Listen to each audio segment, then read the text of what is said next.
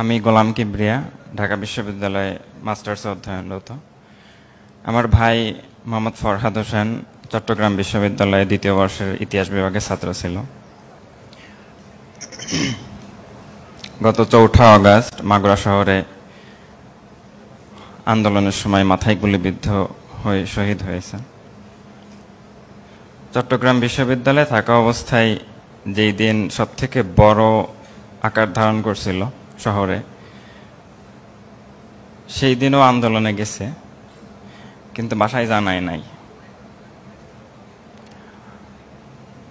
পরে আন্দোলন ওইখানে যখন অবস্থা যখন গুরুতর হলো, বিশ্ববিদ্যালয়গুলো বন্ধ হয়ে গেল, তো বাসায় চলে আসলো।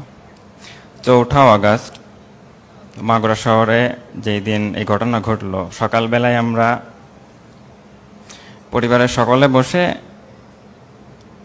এই বিষয়গুলো নিয়ে আলোচনা করতেছিলাম। আলোচনা যখন শেষ হলো, তখন ও আমাকে বলতেছে, ভাই চলেন শহীদ হয়ে আসি। এরপরেও মাগুরায় গেছে, জোহরের নামাজ আদায় করছে। আল্লাহ তাআলা বোধহয় ওকে আগেই ইঙ্গিত দিয়ে দিছিলেন। ফরজ নামাজ শেষেও নফল নামাজ আদায় করছে, বেশ সময় নিয়ে আদায় করছে। এরপর দীর্ঘ মোনাজাত করছে। এরপর মিছিলে শরিক হয়ে যখন শহরের পান্নান্দোয়ালি ব্রিজ পার হবে, তখন গোলাগুলি হচ্ছিল। ছাত্রলীগের একটা গুলি ওর মাথায় এসে লাগে, তো তখনই পড়ে যায় রাস্তার উপর। এরপরে বেশি সময় নেয় নাই, অল্প কয়েকটা কথা বলছে। ওর আশেপাশে যারা ছিল আন্দোলনরত শিক্ষার্থী, তো তাদেরকে ও বলতেছে যে, আমার নাম মোহাম্মদ ফরহাদ হোসেন, আমার বাসা রায়নগর, অর্থাৎ আমাদের গ্রামের নাম রায়নগর।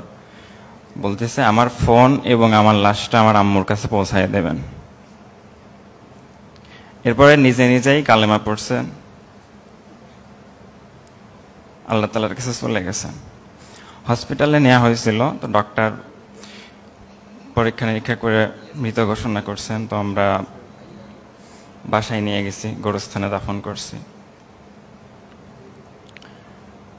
আমি ওর বড় ভাই, সব ক্ষেত্রে আমি ওর অনুসরণীয় হওয়ার কথা ছিল,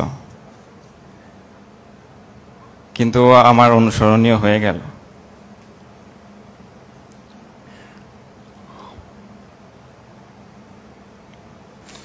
আল্লাহ রাসূল সাল্লাল্লাহু আলাইহি ওয়াসাল্লামের একটা মহৎ গুণগুলোর মধ্যে একটা ছিল যে, প্রত্যেক সাহাবী মনে করতেন আল্লাহ রাসূল সাল্লাল্লাহু আলাইহি ওয়াসাল্লাম আমাকে সবথেকে বেশি ভালোবাসেন।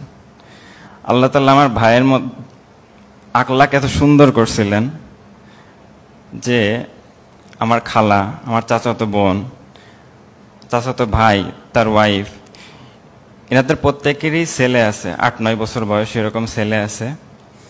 প্রত্যেকেই মনে করতেন ফরহাদ আমার ছেলেকে সব থেকে বেশি ভালোবাসে। আল্লাহ তাআলা ওকে এরকম সিফত দিয়েছিলেন। আল্লাহ তাআলা ওকে শহীদ হিসাবে কবুল করুন, এবং এই আন্দোলনে যারা ন্যায়ের পক্ষে লড়াই করতে গিয়ে জীবন দিয়েছেন, আল্লাহ তাআলা সবাইকে শহীদ মর্তবা দান করুন। এবং আমরা যারা দিলের মধ্যে শহীদি তামান্না নিয়ে রাখি, আল্লাহ তাআলা আমাদের সকলকে শহীদ হিসাবে কবুল করুন। আসসালামু আলাইকুম ওয়া রাহমাতুল্লাহি ওয়া বারাকাতুহু।